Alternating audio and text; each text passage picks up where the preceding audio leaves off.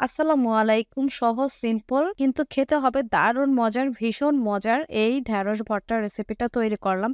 আমরা তো ঢেঁড়স ভর্তা সাধারণত খেয়ে থাকি। তবে এভাবে ঢেঁড়স ভর্তাটা খেলে ঢেঁড়স ভর্তার একটা নতুনত্ব স্বাদ আসে আর খেতেও ভীষণ ভালো লাগে। তো চলুন ভীষণ মজার আর সহজ এই ঢেঁড়স ভর্তাটা আমরা ঝটপট বানিয়ে নিই। ঢেঁড়স ভর্তাটা তৈরি করার জন্য প্রথমে চুলায় আমি একটা পাত্র বসিয়ে নিয়ে তাতে আমি ১ টেবিল চামচের মতো সরিষার তেল দিয়ে দিয়েছি। এখন সরিষার তেলটা দিয়ে দেবার পর এখন আমি এখানে দিয়ে দিয়েছি ৪টা শুকনো মরিচ আর দিয়ে দিয়েছি ৪ কোয়া রসুন। আপনারা চাইলে এখানে ছোট রসুন কোয়াগুলোও ব্যবহার করতে পারবেন, সমস্যা নেই। আর দিয়ে দিলাম ৫-৬টার মতো কাঁচামরিচ। এখন এই সমস্ত উপকরণগুলো এই সরিষার তেলে একটু ভেজে নিব। কাঁচামরিচ আর শুকনো মরিচ দিলে টেস্টটা খুবই ভালো আসবে আর রসুনেরও সুন্দর একটা ফ্লেভার ছড়াবে এই ভর্তাটা থেকে। তো মরিচ রসুনগুলো কিন্তু আমাদের খুব সুন্দরভাবে এই তেলের মধ্যে ভেজে নেওয়া হয়ে গিয়েছে আর ভাজাও হয়ে গিয়েছে। এখন চুলা থেকে নামিয়ে নিচ্ছি বা পাত্র থেকে উঠিয়ে নিচ্ছি।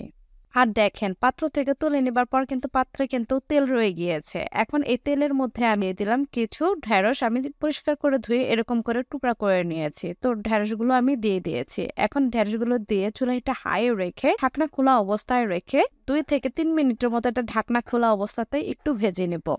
এতে করে ঢেঁড়স থেকে সুন্দর একটা ফ্লেভার ছড়াবে। যখন ২ মিনিটের মতো ভাজা হয়ে গিয়েছে ঠিক সে পর্যায়ে ঢাকনা দিয়ে ঢেকে চুলায় মিডিয়াম টু লো এর মাঝামাঝি রেখে ঢেঁড়সটা সিদ্ধ করে নেব। তো ঢাকনাটা খুলে নিলাম আর ঢেঁড়স থেকে যে পানি উঠেছে সে পানিতেই কিন্তু সুন্দরভাবে ঢেঁড়সটা সিদ্ধ হয়ে যাবে। আর এর মাঝেও এসে আমি একটু নেড়ে নিয়েছিলাম, যেহেতু পানি ব্যবহার করিনি নিচ দিয়ে আবার একেবারে পুড়ে না যায় সেই জন্য আমি আরও একবার এসে চেক করে নিয়েছি।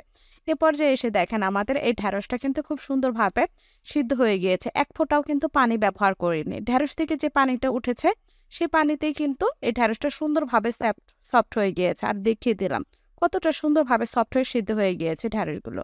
আর ঢেঁড়সের কালারটাও কিন্তু মাশাআল্লাহ সবুজ রয়েছে।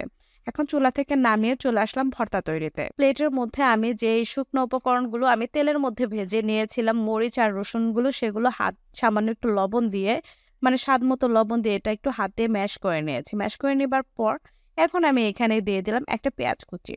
পেঁয়াজ কুচি দিয়ে খুব ভালোভাবে এই মরিচ আর রসুনের সাথে একটু মিশিয়ে নিচ্ছি। মিশিয়ে নেবার পর এখন আমি এখানে দিয়ে দিচ্ছি যে ঢেঁড়সগুলো সিদ্ধ করে নিয়েছিলাম সেই ঢেঁড়সগুলো। আমি এখানে আবারও বলছি ঢেঁড়সটা চেষ্টা করবেন পানি ছাড়া সফট করে সিদ্ধ করে নিতে। এতে করে কিন্তু এই ঢেঁড়সের টেস্টটা খুব ভাল লাগবে। পানি দিয়ে ঢেঁড়স সিদ্ধ করলে টেস্টটা অতটা পারফেক্ট আসবে না। তাই চেষ্টা করবেন পানি ছাড়া আমি যেভাবে দেখালাম চুলাটা মিডিয়াম টু লো এর মাঝামাঝি রেখে ঢেঁড়সটা সিদ্ধ করতে। এতে করে ঢেঁড়সটা খুব সুন্দরভাবে সিদ্ধ হবে আর খেতে ভীষণ ভালো লাগবে। আর আমি এখানে ১ টেবিল চামচের মতো লাস্ট পর্যায়ে সরিষার তেল ব্যবহার করেছি। সেটা স্কিপ হয়ে গিয়েছে ভিডিওটা এডিট করার সময়, তার জন্য আমি দুঃখিত। তো আমাদের এই ঢেঁড়স ভর্তাটা কিন্তু খুব সুন্দরভাবে হাত দিয়ে মাখিয়ে নেওয়া হয়ে গিয়েছে। সার্ভ করে নিচ্ছি। তো দেখলেন তো ঢেঁড়স ভর্তাটার লুকসটা মাশাআল্লাহ কতটা ইয়ামি হয়েছে আর কতটা সুন্দর হয়েছে। অনেকের কমপ্লেইন থাকে যে ঢেঁড়স ভর্তা খেতে ভালো লাগে না, খায় না। তাদেরকে আমি রিকোয়েস্ট করব এভাবে একবার হলেও এই ঢেঁড়স ভর্তাটা তৈরি করে দেখবেন। একেবারে ঢেঁড়স ভর্তার ফ্যান হয়ে যাবেন, এটা আমি কথা দিচ্ছি। আর এখন এই ঢেঁড়স ভর্তা দিয়ে গরম গরম ভাতের সাথে খেতে কি যে মজা, বাসায় এই ঢেঁড়স ভর্তাটা তৈরি করলে বুঝতে পারবেন। আজকে এই পর্যন্তই। ভালো থাকবেন সবাই। আল্লাহ হাফেজ।